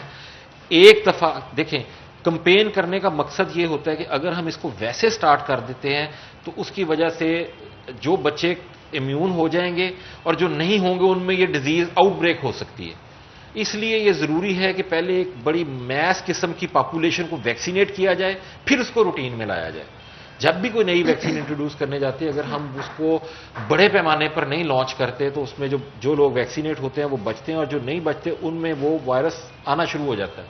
سم ٹائمز ویکسین وائرس بھی بننا شروع ہو جاتے ہیں. اس وجہ سے کمپین کرنی ضروری تھی اور یہ ایٹ اے ٹائم پورے پاکستان میں ہم کمپین کرنے جا رہے ہیں. دیکھیں تقریباً ہمارا ٹارگٹ 33 لاکھ کے قریب بنتا ہے فیصل آباد کا اور یہ 12 دنوں کی کمپین ہوگی. 12 دنوں کے اندر ہم اس کمپین کو کریں گے اور اس میں ہمارے اگر دیکھیں تو تقریباً 2500 کے قریب انجیکٹرز یوز ہوں گے. وہ لوگ جو یہ انجیکشن لگائیں گے 2500 کے قریب وہ بندے ہوں گے، ان کے 2500 کے قریب اسسٹنٹ ہوں گے. پھر اس کے علاوہ کوئی تقریباً 400 کے قریب ہماری جو فکس ٹیمیں ہوں گی جس طرح ہمارے ہاسپٹلز ہیں ڈسپینسریز ہیں وہاں پہ بھی ہم لوگوں کو بٹھائیں گے کہ جو بچے ادھر آ رہے ہیں. پھر یہ ٹیمیں اپنی یونین کونسل کو 12 حصوں میں تقسیم کریں گی 12 دنوں کے حساب سے اور ایک ایک حصے کے اندر جا کے وہاں پہ کسی ایک جگہ پہ بیٹھ کے وہاں پہ اپنا کیمپ بنائیں گی اور پھر اس گلی کے یا ساتھ والی گلی کے بچوں کو وہاں پہ لا کر یہ انجیکشن لگایا جائے گا. بیکاز ویکسین کو لے کے گھر گھر موو نہیں کیا جا سکتا، اس کی کولڈ چین خراب ہو سکتی ہے. جسٹ لائک ہم نے TCV کمپین کی اس میں بھی ایسے ہی تھا کہ کسی گلی محلے کے اندر ایک جگہ جا کے جہاں پہ نیئر اسیس ہو اس 2 گلیوں کی یا ایک گلی کی وہاں پہ ان بچوں کو ٹیکہ لگائے گا. پھر ٹیم موو کر کے اگلی گلی میں چلی جائے گی. بیسیکلی سٹارٹ ہمارا اسکولوں سے ہوگا. ہماری ساری پاپولیشن جو ہے 10 سال تک کی میٹرک تک کی پاپولیشن بن جاتی ہے. اچھا پرائیویٹ سکولز میں بھی ہوگا؟ آل سکولز جی، کوئی اس میں نہیں ہے کہ جس کو ہم چھوڑیں بیکاز جو بچے لگوا لیں گے وہ بچیں گے، جو نہیں لگوائیں گے وہ اور ایٹ رسک آ جائیں گے. اس لیے یہ میس قسم کی جو کمپین ہے کر رہے ہیں اس میں آج سے ہماری جو ٹریننگ تھی پچھلے ماہ وہ ڈسٹرکٹ لیول پہ ہو گئی. آج ہم جو اپنے فرسٹ لیول سپروائزرز ہیں ان کی ٹریننگز چل رہی ہیں، 4 تاریخ کو ختم ہو جائے گی. اس کے بعد یہ لوگ فیلڈ میں جائیں گے، ہر سکول میں جا کے یہ سکول کے بچوں کی بائی نیم لسٹ لیں گے. پرائیویٹ سکول ہیں، گورنمنٹ کے سکولز ہیں یا کوئی مدرساز ہیں، ہر جگہ پہ ہم ان کو بھیج رہے ہیں.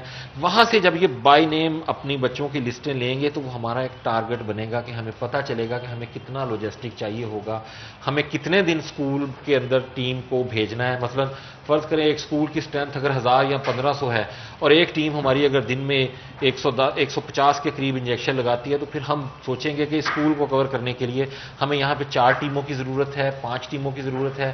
اگر اس یو سی میں 4 ٹیمیں ہیں تو پھر اسکول کو 2 دنوں میں کور کریں ہم، تو 2 دن ادھر لگائیں. پھر اس کے علاوہ نارمل ہماری 39% کے قریب پاپولیشن بنتی ہے جو ہماری 15 ایئر سے کم کی پاپولیشن ہے. اس پاپولیشن کو ہم کاؤنٹ کریں گے، جو اسکول والے بچے ہوں گے ان میں سے پھر اس لوکیلٹی کے بچے نکال لیں گے. مطلب اگر دیکھیں ہم تو ہمارا 8.5 ملین کے قریب پاپولیشن ہے، اس میں سے جو پاپولیشن ہماری بنتی ہے وہ 33 لاکھ کے قریب پاپولیشن ہے جو کہ ایلیجیبل ہے.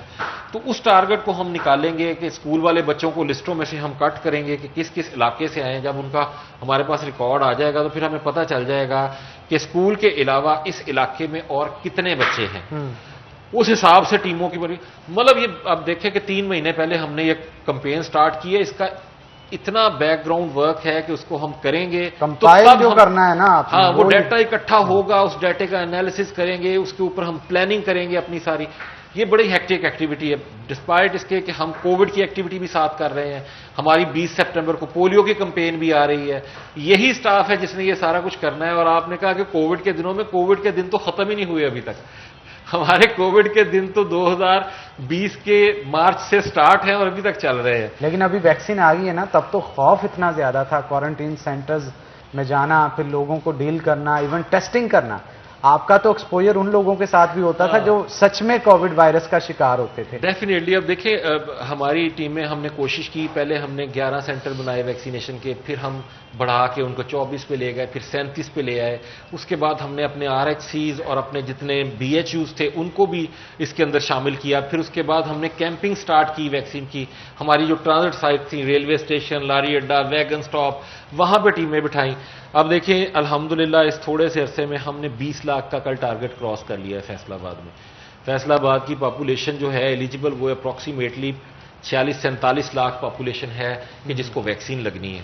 اور ہم اس میں سے تقریباً 20-20.5 لاکھ پاپولیشن کو ویکسین کل کی تاریخ یہ تک بھی ویسے لگا چکے ہیں. ایک بریکنگ ہے کہ فیصل آباد کی 47 لاکھ کی آبادی جو کہ اس وقت جن کو ویکسین لگائی جانی چاہیے تھی، ایلیجیبل تھے، اس میں سے 20 لاکھ کو ہاں جی ویکسین لگ چکی ہے. اور یہ بہت بڑی اچیومنٹ ہے ہمارے جو ہیلتھ سیکٹر ہے اس کے لیے. اس میں جناب وہ ورکرز ہمارے جو صبح آتے ہیں بیچارے اور رات کے 10 بجے تک کام کرتے ہیں، وہ ورکرز ہمارے جو سیمپلنگ لے رہے ہیں، پھر اس سارے ڈیٹے کو ڈیش بورڈ کے اوپر اپلوڈ کرنا. دیکھیں اتنا میسو کام ہو تو اس میں غلطیاں بھی ہو سکتی ہیں. بہت سارے لوگ ہوں گے جنہیں ہم سے شکایت ہوگی کہ جی ہماری ویکسین ہو گئی ہے، ہمارا ڈیٹا نہیں صحیح گیا. ڈیفینیٹلی جب اتنے ہیوج قسم کے پروجیکٹ میں آپ لگے ہوں تو اس میں تھوڑا سا مارجن آف ایرر ہوتا ہے. آخر ہم بھی لوگ انسان ہیں، جو بندے کام کر رہے ہیں وہ بھی تھک سکتے ہیں، ان کے اوپر بھی برڈن آتا ہے. تو میں بلکہ آپ کے توسط سے اگر کچھ لوگوں کے ساتھ اگر ان کے ڈیٹے کی کوئی پرابلم یا ہے تو میں ان سے معذرت کرتا ہوں اس سلسلے میں اپنی ٹیموں کی طرف سے، because they are very much over burden. وہ بہت زیادہ اوور برڈن ہے. اس میں دیکھیں 20 لاکھ بندہ اگر رجسٹر ہوا ہے تو اس میں سے اگر 5 یا 6 ہزار بندہ جس کی کوئی غلطی ہوئی ہے تو ڈیفینیٹلی ہو سکتی ہے. بالکل آپ لیس دین 1% ایرر ہے اس میں. لیکن پھر بھی ہم کوشش کر رہے ہیں کہ ان کی غلطیوں کو جہاں تک پاسبل ہے ان کو درست کریں. اور اس ویکسینیشن کو ہم انشاءاللہ بڑھا رہے ہیں. اور آج سے ہم نے جو بوسٹر ڈوز ہے ویکسین کی، 3rd ڈوز جس کو کہتے ہیں، اس کو سٹارٹ کر دیا ہے. فائزر کی ویکسین اویلیبل ہے. جو لوگ ہمارے باہر جانا چاہ رہے ہیں، جنہوں نے دوسری کو ویکسین لگائی ہے اور جو اس ملک کی ریکوائرمنٹ نہیں تھی، اگر ان کو اس ویکسین لگائے کو 28 دن سے زیادہ کا عرصہ ہو گیا ہے تو وہ ایک 1270 روپے کی رقم ہے جو نیشنل بینک میں جمع کروائیں گے. وہ رسید لے کے ہمارا ایک ڈیڈیکیٹڈ سینٹر ہے گورنمنٹ جنرل ہاسپٹل سمنا آباد، وہ ہم نے اسٹیبلش کل کا کر دیا ہوا ہے. تو وہاں پہ وہ رسید اور اپنے پاسپورٹ کی کاپی لے کے جائیں گے ویزے کی، تو ان کو وہ بوسٹر ڈوز فائزر کی وہاں پہ لگنی سٹارٹ ہو گئی ہے. سو دیٹ جو لوگ باہر جانا چاہتے ہیں ان کا بھی بڑا پرابلم آ رہا تھا کہ جی ہمیں یہ ویکسین چاہیے تھی، ہمیں یہ لگ گئی ہے، ہم کیا کریں. تو اس کے لیے گورنمنٹ آف پاکستان کا ایک بہت بڑا انیشیٹو ہے کہ وہ ایک بوسٹر ڈوز ایڈ کی ہے اس کے اندر. اس طرح ان لوگوں کو بھی اپنے کام پہ جانے میں آسانی ہوگی، وہ جہاں پہ بھی جانا چاہیں گے یہ ایکسیپٹیبل ہوگی. بالکل آپ ٹھیک کہہ رہے ہیں. ڈاکٹر صاحب یہ بتائیے گا کہ بوسٹر ڈوز کی انہوں نے بات کی فائزر کی، اگر اس سے پہلے بہت سارے لوگ جنہوں نے سائنو فارم یا مڈرنا لگوائی ہے اور اب وہ اچانک شفٹ ہوں گے فائزر پہ، تو یہ کوئی ریئیکشن تو نہیں باڈی کے اندر ہوگا، کوئی مسئلہ تو نہیں؟ دیکھیں جی ابھی WHO کی جو فریش گائیڈ لائنز ایشو ہوئی ہیں، انہوں نے اس پہ بڑی کلیئر ڈائریکشنز دی ہیں کہ آپ کم از کم 2 ویکسینز لگوا سکتے ہیں. انیشلی ظاہر ہے چونکہ ایک یہ نئی بیماری تھی, اس میں بہت ساری چیزیں اس پہ اس طرح کی ریسرچ نہیں, لیکن جو 1.5 سال میں انہوں نے لرن کیا کہ ایک ویکسین کے ساتھ اگر آپ دوسری بوسٹر دینا چاہتے ہیں تو وہ دے سکتے ہیں. اس میں کچھ رسک انوالوڈ ہے, لیکن ظاہر ہے ہم کوئی بھی کسی پیشنٹ کے ساتھ کوئی بھی اس کو میڈیکیشن کرتا چاہتے ہیں تو اس کو دونوں چیزوں کو اسیس کیا جاتا ہے کہ بینیفٹس کتنے ہیں اور اس کا رسک فیکٹر کتنا ہے. لیکن اس کو انہوں نے الاؤ کر دیا ہے, جس کو مثلا کوئی بھی سائنو فارم لگ گیا ہے, سائنو ویک لگ گیا ہے, موڈرنا لگ گیا ہے, اب اس کی جو ٹریولنگ کنٹری جہاں پہ اس نے جانا ہے وہاں کی جو بھی ریکوائرمنٹ ہے وہ لگوا سکتا ہے. اس کے لیے فائزر ریکمینڈڈ ہے, فائزر میں اویلیبل ہے, اور اس کے لیے گورنمنٹ نے ایک نامینل جو ہے اس کے چارجز 1270 روپے کے قریب وہ نیشنل بینک میں ڈپازٹ کروائیں گے, اور اس کے بعد اپنے جو ڈاکومنٹس ہیں, جو بھی ٹریول ڈاکومنٹس ہیں, اس نے عمرہ کرنا ہے, جاب کرنی ہے باہر, وہ یہاں پہ جمع کروائے گا. اس کے علاوہ 12 سال سے زیادہ عمر کے جو بھی لوگ ہیں, ٹریولرز ہیں, جو وہاں پہ اسٹڈی پرپز کے لیے جا رہے ہیں یا وہاں کے اسٹوڈنٹس ہیں, وہ بھی یہ فیسلٹی اویل کر سکتے ہیں ویکسینیشن کے بعد. ظاہر ہے چونکہ ہر کنٹری کی اگر ہم نے جو انفیکشس ڈیزیزز ہیں ان کو کنٹرول کرنا ہے تو اس کے سرٹن میئرز ہیں. مثلا کووڈ کی اسپیسیفک بات کریں, فزیکل ڈسٹینسنگ ہے, سوشل ڈسٹینسنگ ہے, ماسک پہننا چاہیے, اور سب سے افیکٹو ٹول ہے اس کا ویکسینیشن. اور اس میں باقی بہت ساری چونکہ ریومرز سوسائٹی میں, کمیونٹی میں سرکولیٹ کر رہی ہیں جس میں کوئی صداقت نہیں. ویکسین جنرلی سیف ہوتی ہیں, یہ لائیو اٹینویٹڈ ویکسین, اس میں بڑی مائنیوٹ کوانٹٹی وائرس کی نیم مردہ حالت میں باڈی میں انجیکٹ کی جاتی ہے جس سے امیونٹی ڈیولپ ہوتی ہے. مثلا اگر ہم فیصل آباد کی بات کریں تو کل تک جو ہم انجیکشن لگا چکے ہیں 20.5 لاکھ کے قریب انجیکشن لگ چکا ہے, جس میں اللہ کا شکر ہے کہ فیصل آباد میں کوئی میجر سائیڈ ایفیکٹ رپورٹ نہیں ہوا. تو ابھی چونکہ یہ ریکمینڈڈ ہے آپ سیکنڈ ڈوز لگوا سکتے ہیں, اس میں کوئی ایسا کسی کا. اگر فائزر ویکسین کی بات کریں تو انیشلی جب ہمیں لمیٹڈ کوانٹٹی میں ملی 3500 کے قریب ہمیں ملی, وہ تھی صرف امیونو کمپرومائزڈ جو سیریسلی ال پیشنٹس ہیں ان کے لیے یہ ریکمینڈڈ تھی, جس کا مطلب یہ ہے کہ یہ ویکسین کا جو سیفٹی مارجن ہے کسی بھی ویکسین سے زیادہ ہے. یہی میں پوچھنا چاہ رہا ہوں آپ سے کہ سیفٹی مارجن کی جب بات کی جاتی ہے, یا سیفٹی مارجن کی وجہ سے اسے ریکمینڈ کیا جاتا ہے, یا پھر یہ کنٹریز کی منوپلی ہے کہ فلاں ویکسین کو آپ متعارف کروا دیں, فلاں ویکسین کا آپ اجازت دے دیں اپنی کمپنیز کو پروموٹ کرنے کے لیے. اس پہ آپ سے آنسر لوں گا, لیکن ایک چھوٹی سی بریک کے بعد, بریک کا وقت ہو گیا تو ناظرین یہاں پہ ایک بریک لیں گے, بریک کے بعد دوبارہ حاضر ہوتے ہیں. کہیں مت جائیے گا, ہمارے ساتھ رہیے گا.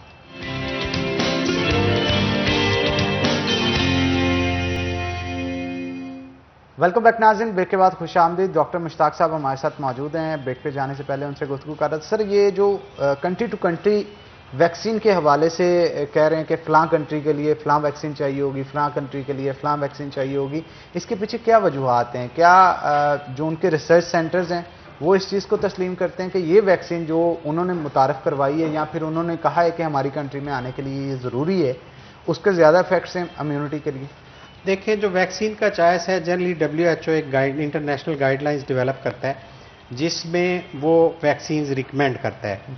اب ویکسین کا چوائس میرا خیال ہے اس میں بہت ساری لوگوں کی اپنی چوائس اور اسپیسیفکیشن آ گئی. ادروائز ویکسین جو WHO نے ریکمینڈ کر دی وہ ساری افیکٹو ہیں اور ان میں سے کوئی بھی لگوا سکتا ہے. اب جب ملٹیپل, میں سمجھتا ہوں کہ اگر اس کو ہم انٹرنیشنل یا گلوبل سینیریو میں دیکھیں تو پہلے جو ویکسین مینوفیکچر کرنے والے ہیں انہوں نے اپنی کمیونٹیز کو, اپنے لوگوں کو ویکسینیٹ کیا, اور ہمیں جتنی ویکسین ملتی رہی اس حساب سے ہم پلان کرتے رہے. اس وقت الحمدللہ پاکستان کو سفیشینٹ ویکسین کوانٹٹی مل رہی ہے اور ہم لوگوں کو ویکسین کر رہے ہیں. گلوبل اگر سینیریو میں بات کریں تو وہ کچھ کنٹریز نے وہ کوئی ویکسین ایکسیپٹ کر رہے ہیں, لیکن WHO کی اس میں کوئی اس طرح کی ریکمینڈیشن نہیں ہے. اس میں جو WHO کی ریکمینڈیشن ہے سے انہوں نے کہا جی فرسٹ ڈوز کے بعد آپ کی سیکنڈ ڈوز 21 دن پہ یا 28 دن پہ لگنی ہے, یا کچھ ویکسینز کا انہوں نے کہا جی 3 مہینے پہ لگنی ہے. اب جب بوسٹر ڈوز کا with the passage of time جو انہوں نے لرن کیا کہ سیکنڈ ڈوز بھی کسی دوسری کمپنی کی یا فارماسیوٹیکل کی لگ سکتی ہے, لیکن اس میں بھی جو اس کا سیکنڈ یا بوسٹر کا ریکمینڈڈ ہے. جنرلی اگر آپ 1 مہینے کے گیپ سے لگا رہے ہیں تو جنرلی 3 سے 6 مہینے پہ बूस्टर रिकमेंडेड आपने है। बूस्टर शॉट की जो आप बात कर रहे हैं कि सेकेंड डोज के बाद भी एक बूस्टर शॉट यस, जो लोग वैक्सीन अभी हमने मसलन से साइनोफार्म की फर्स्ट और सेकेंड डोज का 21 और 28 दिन पे साइनोफार्म साइनोवैक का ड्यूरेशन है। उसके बाद चूंकि ये एक नई इंटरवेंशन थी, नई बीमारी थी, उसके लिए था कि जो एकेडमिक डिस्कशन चल रही थी कि माइट बी कि 6 महीने पे इसकी एक बूस्टर डोज आ जाए, लेकिन अभी WHO ने रिकमेंड कर दिया है कि आप इसकी बूस्टर वो दूसरी भी हो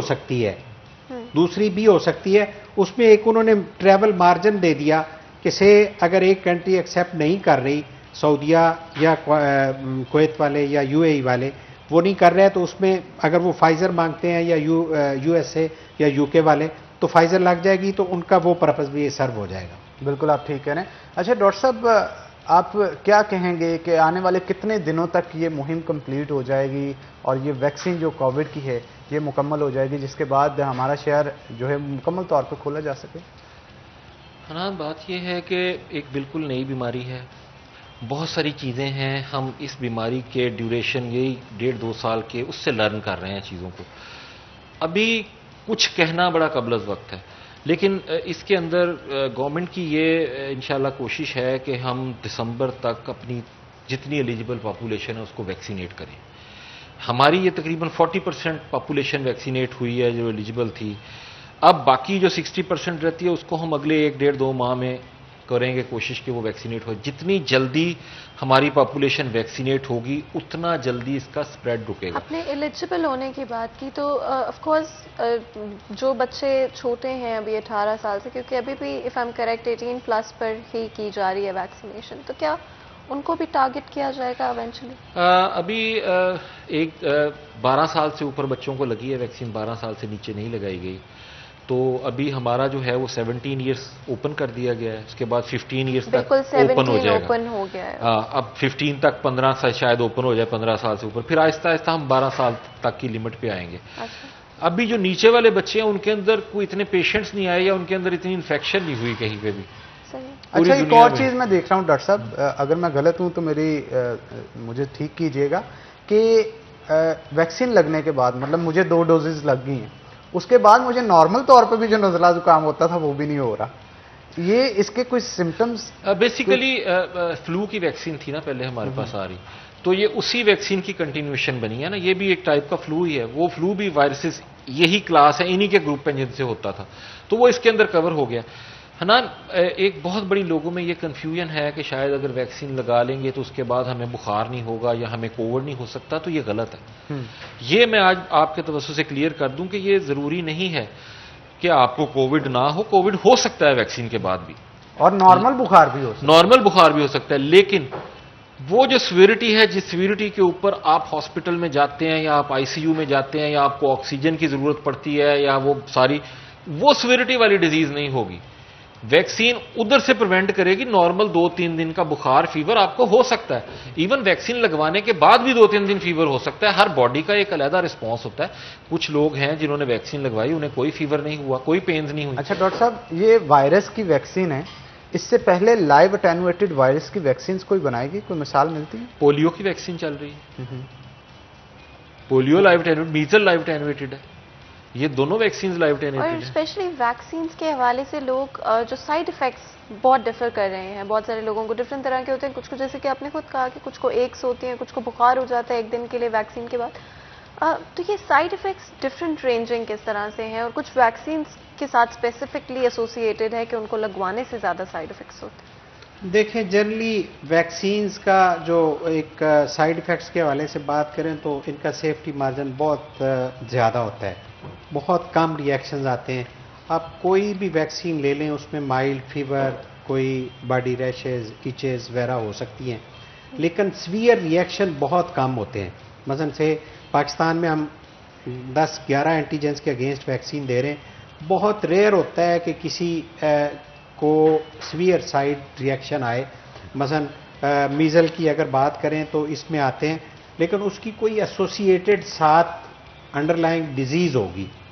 बेसिक काज वो होती है वैक्सीन की क्वालिटी। मसलन जनरली अगर फील्ड के ऑब्जर्वेशंस के हवाले से मैं बात करूं ایک پیشنٹ کو انجیکشن لگا, اس کے 10 منٹ بعد اس کی ڈیتھ ہوگی. میں مثال دے رہا ہوں نا, کہ وہ کہیں گے کہ جی اس کو تو ٹیکہ لگا اور اس کی ڈیتھ ہوگی.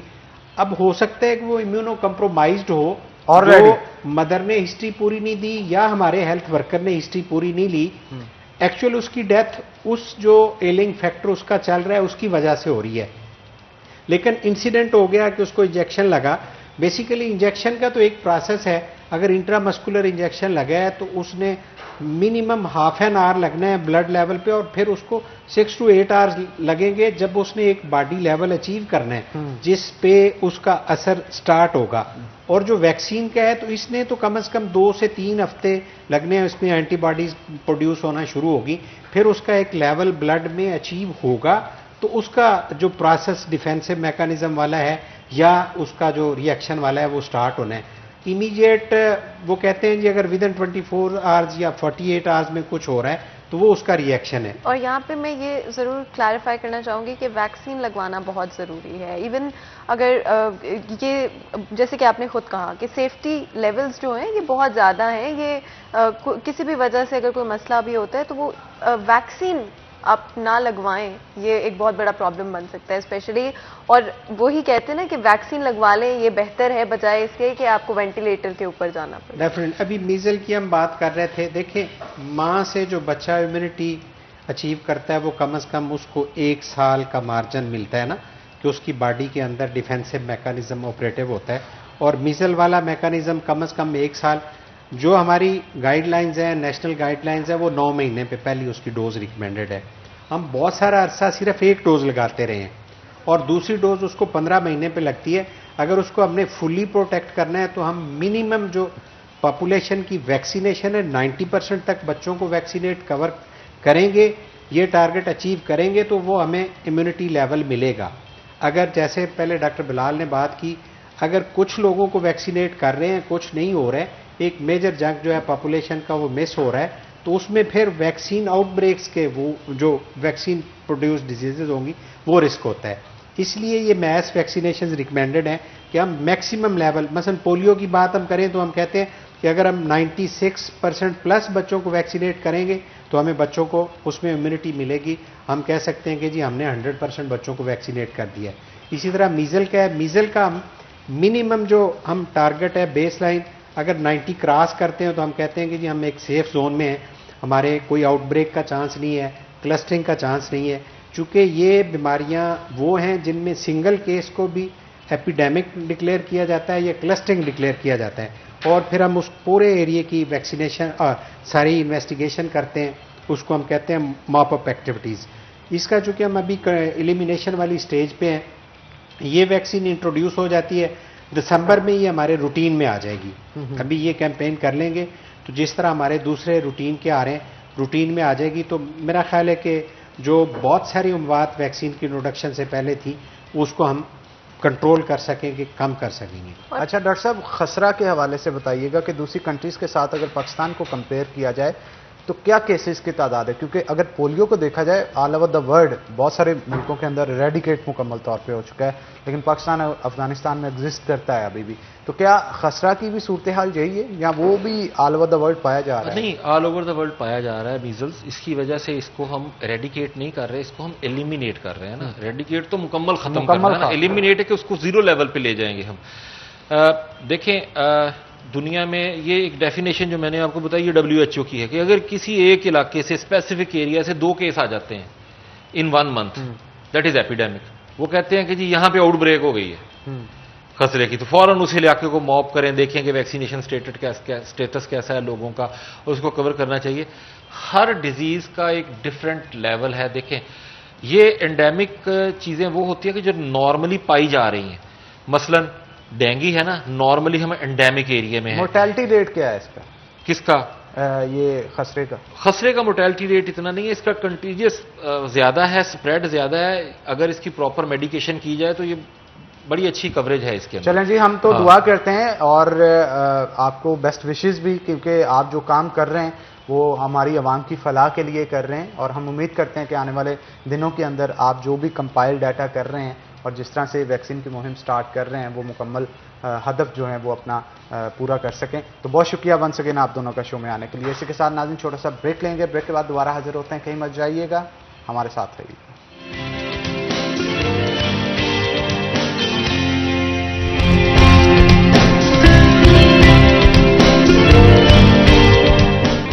ویلکم بیک ناظرین, کشی صحت کے سفر میں آپ کو خوش آمدید کہتے ہیں. کشی کی جانب سے خاص طور پہ اس سیگمنٹ کا اہتمام اپنی آڈینس کے لیے کیا جاتا ہے اور ان کی کوشش ہوتی ہے کہ روزمرہ کی جو پرابلمس ہیں, جو بیماریاں ہیں, ان کو دور کرنے کے لیے کوئی نہ کوئی حل جو ہے, مفید ٹپس آپ کو اس سیگمنٹ کے ذریعے آپ تک پہنچائے جائیں. تو آج ہم خاص طور پہ جلدی امراض کے حوالے سے گفتگو کریں گے.